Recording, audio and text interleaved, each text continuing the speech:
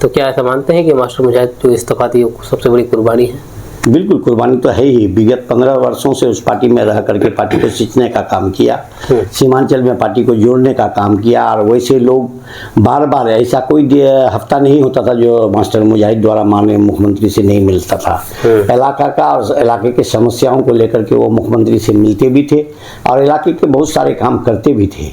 आप कोचा धामन के अब्दुल्ला साहब को ला करके खड़ा करते थे, इसका मतलब आप उसका बहुत बही खां है, उसको नेता बनाना चाहते हैं।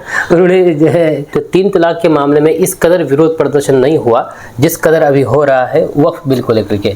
कहा जाता है कि उस वक्त कोई चुनाव नहीं था इसलिए हंगामा नहीं हुआ, और इस साल जो चुनाव है, कुछ माह बाद चुनाव है, इसलिए हंगामा हो रहा है। हमारे अमित शाह जी अपने आप को होम मिनिस्टर, बेहतरीन होम मिनिस्टर साबित करते हैं। अगर पुलवामा वाला घटना पहले जो घटना घटित किया गया था, उसे आतंकियों को पकड़कर सलाखों के पीछे होता तो आज ये घटना घटित नहीं होता। तो उसका सुप्रीम कोर्ट का खैर मकदम करेंगे, या नहीं तो फिर टिल हम लोग तब तक इस धारणा प्रदर्शन को चलाएंगे जब तक इस काला कानून को वापस नहीं ले। तो क्या लगता है सुप्रीम कोर्ट अगर मान के चले फैसला दे भी देती है हम लोग के पक्ष में, तो कानून तो वापस नहीं हो जाएगा? कानून वापस नहीं हो, कानून में अमेंडमेंट तो होगा ना। अस्सलाम वालेकुम, आदाब, नमस्कार। मेरा नाम फिरदौस गनी है। आप केडीवी लाइव देख रहे हैं। अभी मैं इस वक्त मौजूद हूँ पटना में और मेरे साथ मौजूद है मुश्ताक आलम साहब, जो कि आरजेडी के कद्दावर नेता है, ठाकुरगंज से पूर्व प्रमुख रह चुके हैं। इनसे हम विभिन्न मुद्दों पर बात करना चाहेंगे, मास्टर मुजाहिद साहब के मुद्दे पर हो या फिर जम्मू कश्मीर में जो अभी घटना हुई है, जो आतंकी हमला हुआ है जिसमें से दर्जनों लोगों की जान चली गई है, और बाकी कई सारे मुद्दे जिस पर हम बात करेंगे। तो सबसे पहले सर आपका स्वागत है केडीवी लाइव में। आपको भी और आपके चाहने वालों को भी बहुत बहुत बधाई। चुनाव आने वाले हैं, बस कुछ माह बाकी है चुनाव को लेकर के। क्या देख रहे हैं चुनावी हलचल? किशनगंज में जिस तरह से राजनीतिक हलचल देखी गई है, आप इसको किस नज़र से देखते हैं? आप ठीक है, चुनाव का माहौल एक जश्न का माहौल, एक चुनाव तो एक पर्व त्यौहार के रूप में देखा ही जाता है, और चुनाव के माहौल में छोटी छोटी बातों को भी ऊपर उठाया जाता है।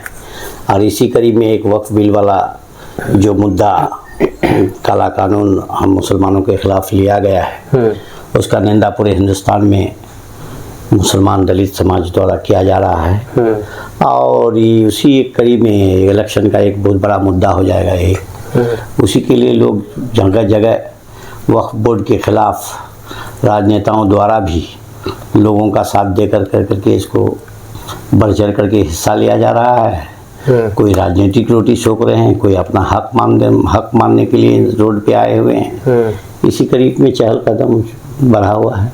सर, कोई कहते हैं कि ये कोई कहते हैं कि राजनीति के तहत किया जा रहा है, ऐसा आरोप लग रहा है कि क्या सच में ऐसा है कि राजनीति की रोटी सेकने के लिए मतलब कुछ लोग हैं जो? देखिए, इस तरह का बात नहीं है। राजनीति की रोटी क्यों सेकेगा? लोकसभा में जिसको पूरा दुनिया देखा है कि लोकसभा में पारित हुआ वक्फ बोर्ड के खिलाफ में, राज्यसभा में हुआ, सम्मानित राष्ट्रपति के द्वारा ठप्पा लग गया, सारा चीज अब मिलने लगा है, उसका मुहैया करने जा रहा है। लोग सुप्रीम कोर्ट इस संदर्भ में किया है, तो इसमें क्या राजनीतिक रोटी सेकेगा? लोग ये बोल रहे हैं कि राजनीतिक रोटी सेक रहे हैं क्योंकि ये इससे पहले भी कई सारे ऐसे मामले सामने आए, जैसे कि 3 तलाक का मामला हो। तो 3 तलाक के मामले में इस कदर विरोध प्रदर्शन नहीं हुआ जिस कदर अभी हो रहा है वक्फ बिल को लेकर के। कहा जाता है कि उस वक्त कोई चुनाव नहीं था इसलिए हंगामा नहीं हुआ, और इस साल जो चुनाव है, कुछ माह बाद चुनाव है, इसलिए हंगामा हो रहा है। नहीं, जो 3 तलाक वाला मसला में भी हुआ था, रहा सवाल NRC वाला मसला में, इससे जम करके भी हुआ था।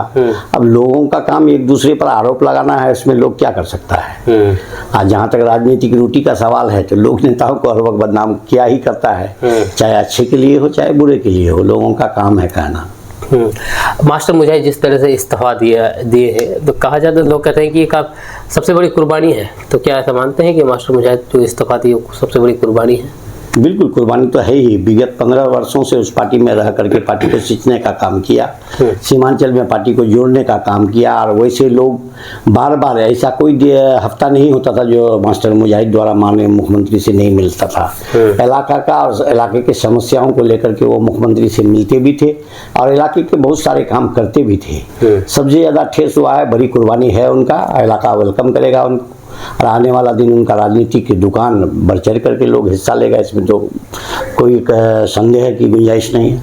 तो इस क्या आपकी नज़र में क्या है, मास्टर मुजाहिद को इससे फ़ायदा होगा इस्तीफा दे करके कि नुकसान? बिल्कुल फायदा होगा।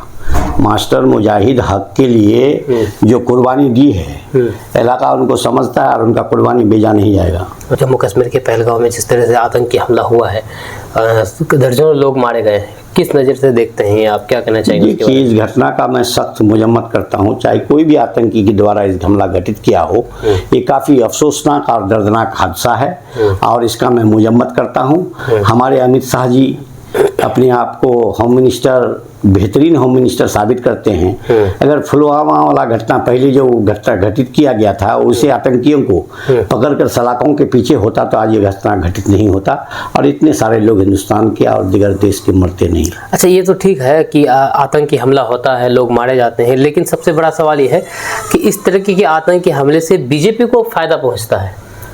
आप मानते हैं कि नहीं? बात बिल्कुल बिल्कुल मानते हैं, क्यों नहीं मानते हैं।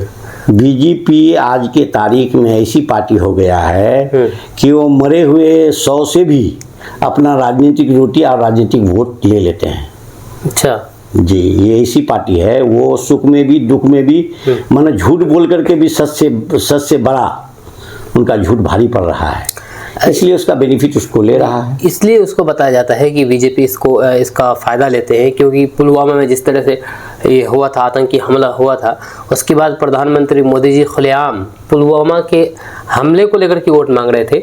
ये बोल रहे थे कि पुलवामा में जिस तरह से ये आतंकी हमला हुआ, क्या उसके नाम पर आप मुझे वोट दे सकते हैं कि नहीं? तो क्या लगता है कि जो इस बार जो ये घटना हुई है, इसके नाम पर भी वोट मांगा जाएगा? देखिए, क्यों नहीं, वो लाशों को दूल्हे की तरह सजाते हैं और उसमें तमाम भाजपाई संगियों को भेज कर करके उनका जो ढोंगी वाला आंसू है, उस आंसू को बहावा करके लोगों का सेंटीमेंट को उजागर कर करके वोट लेने का काम करता है। वो मंत्र वो उन लोग से बखूबी उन्हीं लोगों को प्राप्त है जो मरने के बाद भी और जिंदा रहने के पहले भी ये सौभाग्य उन लोगों को प्राप्त है और होता है। अच्छा, ये हम जानना चाहेंगे कि आप पटना आए हुए हैं, अभी इस इंटरव्यू को पटना में ही शूट किया जा रहा है, तो अब किस लिए आए हैं? क्या सदस्यता अभियान के बारे में? सदस्यता अभियान के तहत कॉपी जमा करना था, जो आज हम लोगों ने कुछ ठाकुरगंज की कॉपी और कुछ बहादुरगंज विधायक अंजार नईमी साहब और बायसी के विधायक रुकनुद्दीन साहब, ये सारे लोग सदस्यता शुल्क देकर अपना अपना जितना कॉपी दिए थे उसको जमा किए हैं। अच्छा। और साथ ही हम लोग जो सालाना पर के तहत क्रियाशील मेंबर बनना था, उसको भी हम लोग ने माननीय MLC सुशील सिंह, प्रदेश उपाध्यक्ष MLC, सह पूर्व मंत्री बिहार सरकार और सांसद बार पूर्व मंत्री बिहार सरकार के कर कमलों के द्वारा हासिल प्राप्त किया।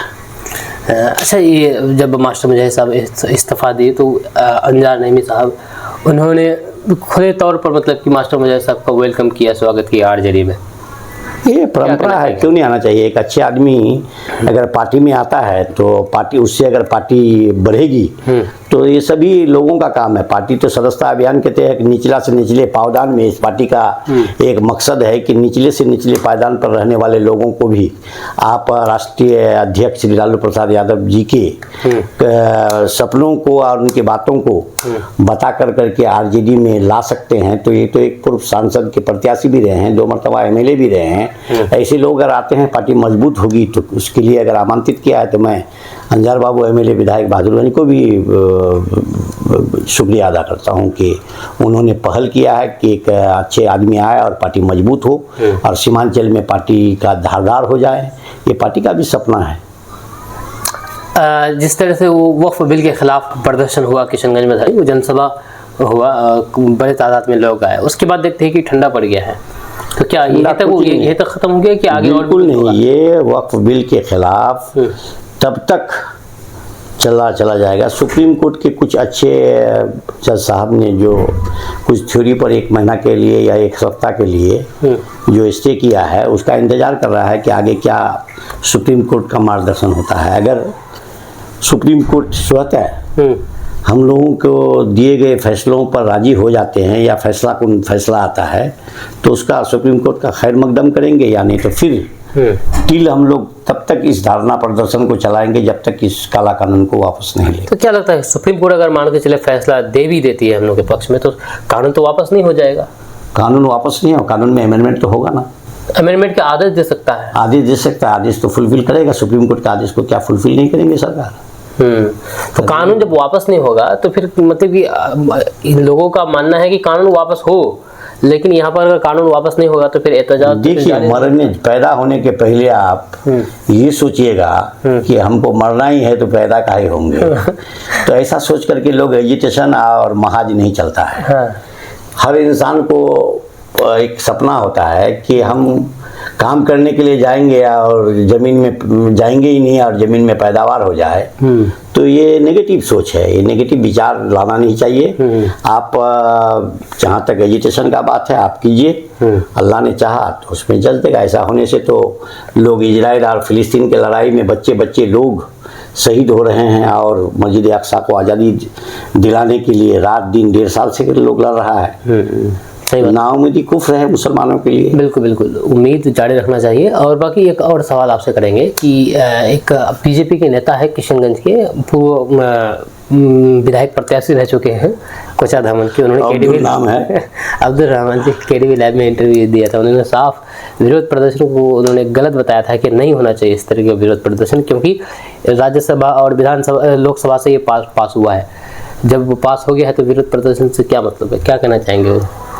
क्या कहना चाहेंगे? जो नेता अपने ही जानकारी अपने शरीयत को नहीं जाने और इस तरह का बयानबाजी करे तो वो अपना नाम को चमकाने के लिए, वैसे भी नाम अब्दुल है उनका, सबकी खबर रखता है और ऐसे बयानबाजी से कुछ होने को नहीं है। जहाँ 92% मुसलमान है वैसे कोचा धामन में एक मुसलमान को भाजपा में बना करके रखा है, वैसे सेंट्रल और बिहार स्टेट में तो सभी बड़े बड़े पार्टी को, जो शाहनवाज साहब हैं, अब्बास नकवी साहब थे, ये सारे लोगों को हाशिए में डाल दिए हैं। आप कोचा धामन के अब्दुल्ला साहब को ला करके खड़ा करते थे, इसका मतलब आप उसका बहुत बहीखा है, उसको नेता बनाना चाहते हैं। उन्होंने जो है ये किया था, बयान दिया था, तो इसलिए उस बयान का कोट आपसे जानना चाहते थे। चलिए, और कुछ कहना चाहेंगे सर आप विधानसभा चुनाव को लेकर के, आने वाले चुनाव को लेकर के जनता से, अपने किशनगंज की जनता से क्या अपील करना चाहेंगे आप? किशनगंज जनता से अपील करते हैं कि हम लोगों का आने वाला 2025 में प्रतिपक्ष नेता श्री आदरणीय तेजस्वी यादव को लोगों ने मुख्यमंत्री के रूप में स्वीकार कर लिया है और इंशाअल्लाह 2025 में आदरणीय तेजस्वी यादव को मुख्यमंत्री बनाएंगे और लोगों का सपना को साकार करेंगे। बेरोजगारों को रोजगारी मिलेगी, हम हमारी माँ बहनों के पेंशनधारकों को 500 से 2500 रुपया दिया जाएगा, 200 यूनिट बिजली फ्री दी जाएगी और सभी युवाओं को नौकरी के लिए पहल किया जाएगा। जो मैनिफेस्टो में नहीं है उससे आगे बढ़ करके भी लोगों का काम कर दिया जाएगा। समाज के अंतिम पदान पे बैठने वाले लोगों को इंसाफ मिलेगी। आज लोग बोलोग अंचल में जो चक्कर लगाकर चप्पलें खाती जाती है, ख़त्म हो जाती है, तब भी लोगों का काम नहीं होता, वो सामाजिक न्याय आदरणीय तेजस्वी यादव 2025 में साकार करेंगे। इन्हीं आशाओं के सर तमाम लोगों से विनती करते हैं, गुजारिश करते हैं कि 2025 में जहां से भी गठबंधन की सरकार और राजद की सीटें लड़ी जाए उनको पूर्ण रूप में बहुमत के साथ वोट दें और बिहार में इंडिया की हुकूमत और तेजस्वी की सरकार मुख्यमंत्री के रूप में चुने, यही हम लोगों से उम्मीद करते हैं और धन्यवाद देते हैं। चलिए, आपने कहा कि तेजस्वी यादव जी द्वारा मुख्यमंत्री बने, लेकिन हमने अभी थोड़ी देर पहले यहाँ पर जेडीयू कार्यालय को देखा, ऊपर में एक पोस्टर लगा हुआ था, उस पोस्टर में लिखा था कि 25 से 30 फिर से नीतीश। अब देखने वाली बात होगी कि 25 से 30 फिर से नीतीश होता है या फिर तेजस्वी इस बार फिर कुछ चमत्कार करते हैं। आपका इसके बारे में क्या कहना है नीचे कमेंट बॉक्स में कमेंट करके जरूर बताइएगा। मिलते हैं नेक्स्ट वीडियो के साथ। जय हिंद, जय भारत।